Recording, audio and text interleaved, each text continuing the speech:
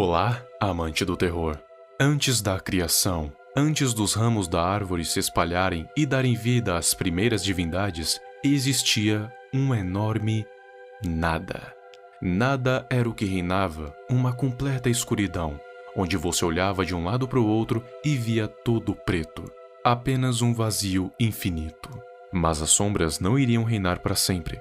Alguma hora elas iriam ter que dar lugar para a luz. E assim foi. A luz então surgiu e se espalhou por toda a Era de Trevas, e ambos batalharam metaforicamente para ver quem iria prevalecer. E no fim, nem a luz, nem as trevas se aniquilaram. Houve um empate, sem perdedor, sem vencedor. Da escuridão que ainda existia, surgiu o Ancião, aquele que antecedeu todos os seres, mortais e divinos, o ser mais velho existente e não existente, aquele que é chamado de All Death, na tradução, morte de todos, ou morte total. Ele veio das trevas, e o seu poder é tão vasto que nem pode ser compreendido. Ninguém sabe a extensão de seu domínio ou até onde ele pode observar por todo o multiverso. Depois de emergir da escuridão, o ancião se sentou perto da luz para observá-la. Apesar de ser um ser que nasceu nas trevas, ele admirava a luz, da mesma forma que admirava a escuridão, sua progenitora. Então ele abraçou as duas e prometeu que cuidaria da luz e de todas as coisas que viriam dela, pois somente a morte de todo poderia ser justa o suficiente para fazer tal coisa, pois ele foi concebido para ser o início e também o fim. Então essa mesma luz se transformou em fogo, e desse fogo se espalhou o calor da forja da criação, o que hoje conhecemos como cosmos.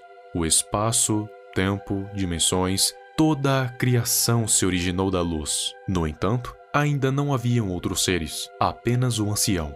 Mas isso não duraria por muito tempo.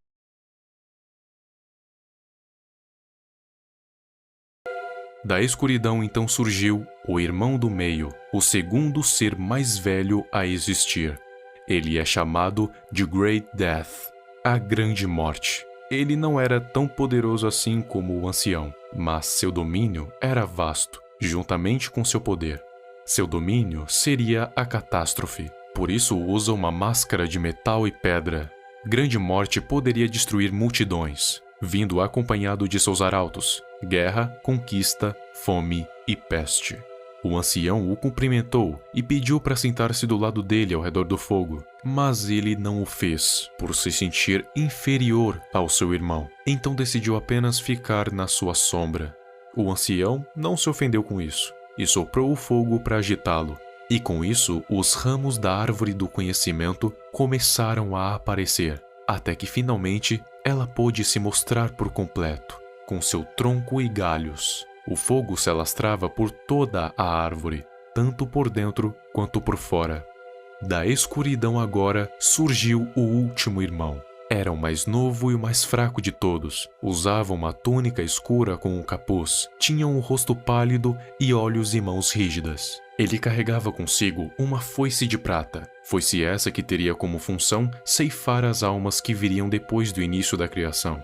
Ele cumprimentou a seus irmãos, mas se manteve afastado porque seu domínio e o quanto ele poderia observar não eram tão grandes assim. Para ele, a mente da Grande Morte era terrível, e a do ancião, pior ainda. Ele é o Small Death, a pequena morte, o caçula dos irmãos. Os Irmãos Morte são entidades que nasceram da escuridão que existia antes da criação. Então eles são mais velhos que qualquer ser que hoje exista pelo cosmos. Por eles serem os primordiais e terem nascido antes de tudo existir, sendo peças fundamentais para isso acontecer, eles estão além de tudo o que vem depois da criação, além de qualquer dimensão ou realidade presente no multiverso SCP. Coisas como força, velocidade ou dimensionalidade não são aplicáveis a eles.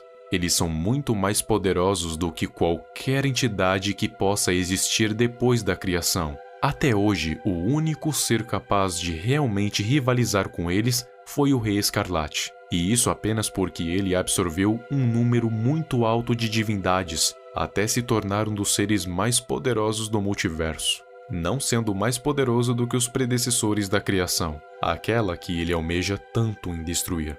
Os 3 irmãos ficaram com a função de guardar os portões do além, ceifar e guiar as almas para a vida após a morte. Isso vale tanto para mortais quanto para divindades. Quando elas morrem, são os irmãos que se encarregam de levar as suas almas. A pequena morte se encarrega de ceifar as almas de indivíduos, ou seja, uma por uma. É a clássica morte que nós conhecemos. É o mais fraco dos 3 irmãos, mas o seu poder é muito maior do que de muitos deuses anciões, aqueles que existem desde o início da criação.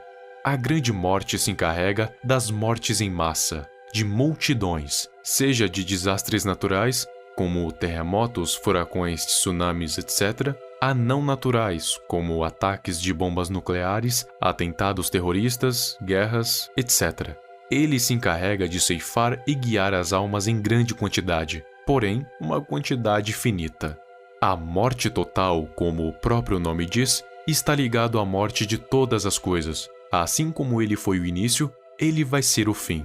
Ele é capaz de ceifar a vida de qualquer um que esteja abaixo dele, ou seja, de praticamente todos os seres do multiverso. A palavra imortalidade não significa nada para ele. Ele está acima dela, de todas elas. Ele é o ancião, o mais velho dos irmãos e de todos os seres, com um poder tão grande que é capaz de botar medo no Rei Escarlate.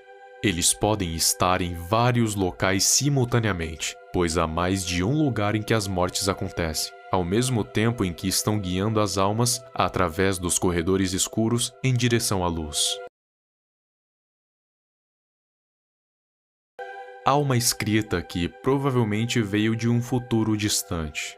Como todos devem saber, os Irmãos Morte possuem uma intensa rivalidade contra o Rei Escarlate, pois enquanto eles ajudaram a criar a árvore, o rei quer destruí-la, e essa escrita retrata uma guerra dos irmãos contra o Rei Escarlate e o seu exército.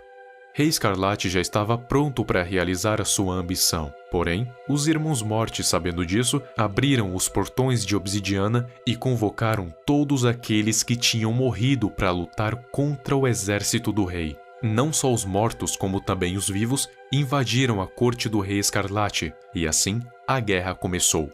O impacto dessa guerra foi tão forte que a própria criação foi afetada de forma irreversível. A árvore do conhecimento se rachou, e o impacto pôde ser sentido em todos os mundos. Rei Escarlate e as suas forças das trevas eram muito fortes e estavam para virar a guerra para o lado deles, mas então cerca de 36 santos conseguiram derrubar as defesas do rei, o deixando vulnerável a 7 heróis: Harker, Fawn, Set, Exile, Imperatriz, Isabel e Ahabat, a 7ª noiva. Os 7 perfuraram o Rei Escarlate com 7 lanças, cada uma enfincada em uma parte do seu corpo, assim o matando de vez. Os Irmãos Morte vieram e jogaram o seu corpo no abismo, e então reivindicaram o seu trono. Essa é uma das milhares de possibilidades que podem acontecer no fim dos tempos. E se for desse jeito, bem, pelo menos teremos um final feliz.